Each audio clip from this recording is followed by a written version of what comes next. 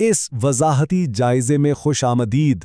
آج ہم تاریخ کی ایک ایسی سنسنی خیز داستان میں غوطہ لگانے والے ہیں جو محلات کی شان و شوکت سے شروع ہو کر صحراؤں کی خاک چھاننے اور پھر ایک عظیم و شان سلطنت کے قیام تک پہنچتی ہے۔ ایک ایسی بقا کی کہانی جہاں غیر متزلزل استقامت اور کمال حکمت عملی نے واقعی ناممکن کو ممکن کر دکھایا۔ چلیں بنا وقت ضائع کیے سیدھے اس کہانی کے اندر چلتے ہیں۔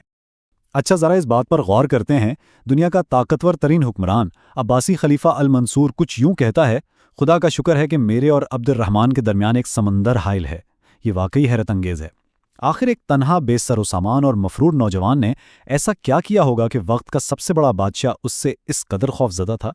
اس سوال کا جواب جاننے کے لیے ہمیں بالکل آغاز کی طرف یعنی ماضی میں جانا ہوگا۔ تو یہ 134 ہجری کا سال ہے، سیاسی اعتبار سے ایک زبردست اتھل پتھل کا دور، جب بنو امیہ کی عظیم الشان حکومت اپنے انجام کو پہنچ چکی ہے اور عباسی خلافت تیزی سے ابھر رہی ہے۔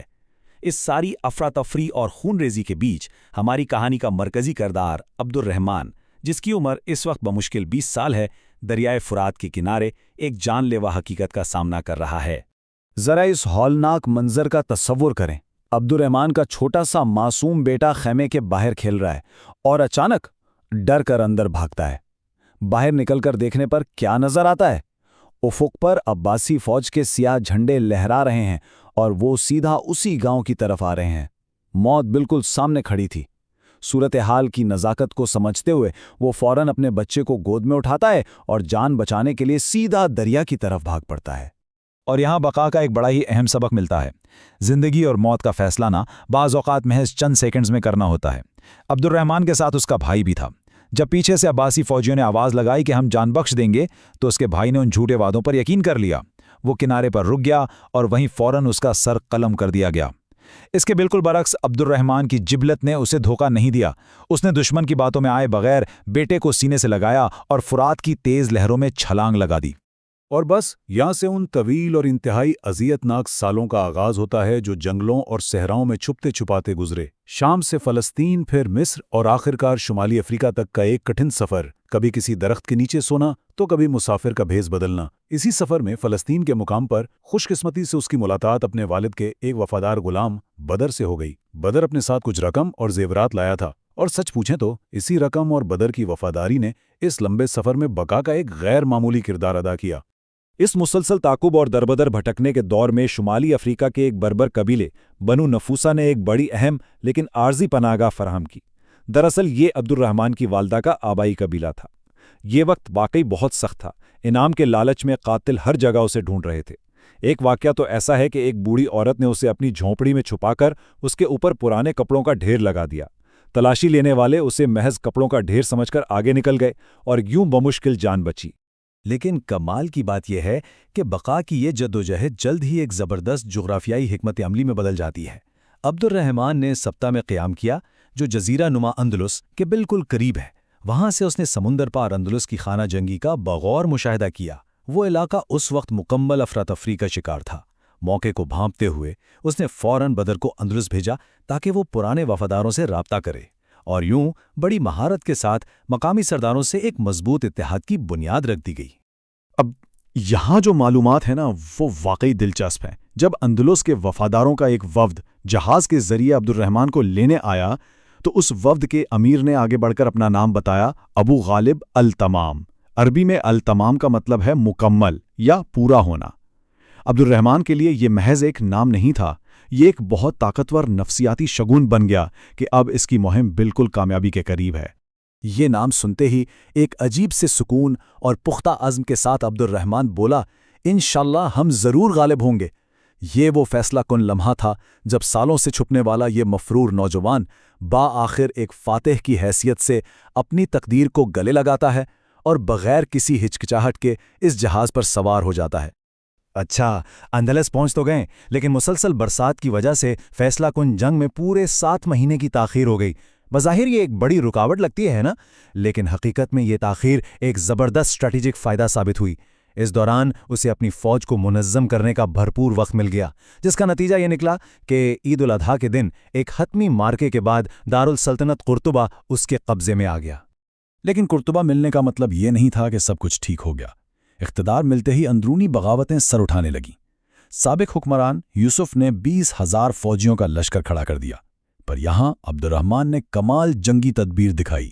اس نے فوری طور پر اپنی حفاظت کے لیے ایک باقاعدہ محافظ دستہ یعنی باڈی گارڈز بنائے، اور دوسری طرف یوسف کو نہ صرف جنگ میں شکست ہوئی بلکہ معافی کی امید میں خود اس کے اپنے ہی فوجیوں نے اسے قتل کر کے اس کا سر عبد الرحمن کے سامنے پیش کر دیا۔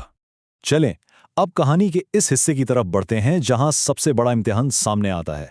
ایک طرف اندرونی بغاوتیں چل رہی ہیں تو دوسری طرف افق پر ایک بار پھر وہ خوفناک سیاہ جھنڈے نمودار ہو گئے۔ عباسی خلیفہ المنصور نے اندلس کو واپس چھیننے کے لیے علا بن مغیث کی قیادت میں ایک بہت بڑا لشکر روانہ کر دیا۔ یعنی دنیا کی سب سے بڑی طاقت آخرکار اس تنہا نوجوان کو ختم کرنے کے لیے اس کے دروازے تک پہنچ چکی تھی۔ اس لشکر کی آمد اور مقامی بغاوتوں کی وجہ سے عبد الرحمن کو مجبور ہو کر کرمونا کے قلعے میں محصور ہونا پڑا، اور یہ کوئی 1-2 دن کی بات نہیں تھی، مسلسل 2 مہینے تک قلعے کی ناکہ بندی رہی۔ خوراک بالکل ختم ہو گئی، لوگ بھوک کی شدت سے مرنے لگے، اور تو اور مایوسی اتنی بڑھ گئی کہ کئی مقامی حلیف بھی دشمن کے لشکر سے جا ملے۔ یہ واقعی تاریکی اور مایوسی کی آخری حد تھی۔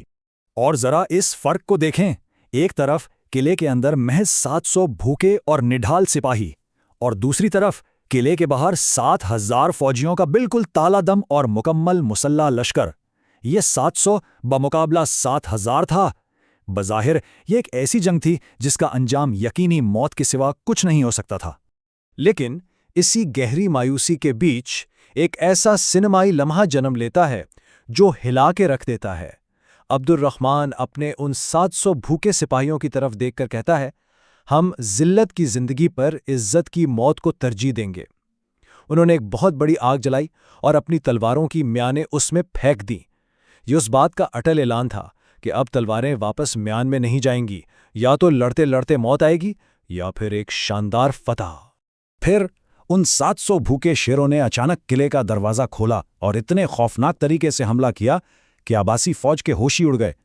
دشمن اپنی 7,000 لاشیں میدان میں چھوڑ کر فرار ہونے پر مجبور ہو گیا۔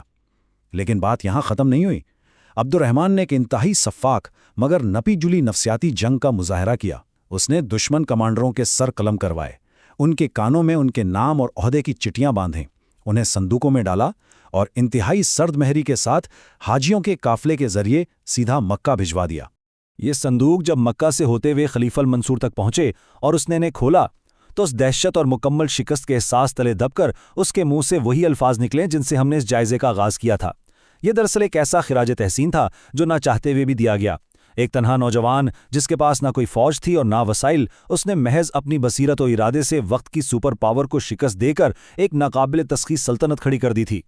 تو آخر میں یہ سوال واقعی گہری سوچ میں مبتلا کر دیتا ہے، کیسے ایک اکیلے انسان کا خالص ارادہ اور اس کی طویل مدتی حکمت عملی بالکل ناممکن حالات میں بھی دنیا کا نقشہ بدلنے کی طاقت رکھتی ہے۔ یہ داستان اس بات کی زندہ مثال ہے کہ انسانی برداشت، حساب کتاب پر مبنی خطرات اور ایک غیر متزلزل ارادے کے سامنے بڑی سے بڑی طاقت بھی بے بس ہو سکتی ہے۔ تو تاریخ کے اس حیران کن باب سے ہم اور کیا سیکھ سکتے ہیں؟ یہ واقعی غور طلب بات ہے۔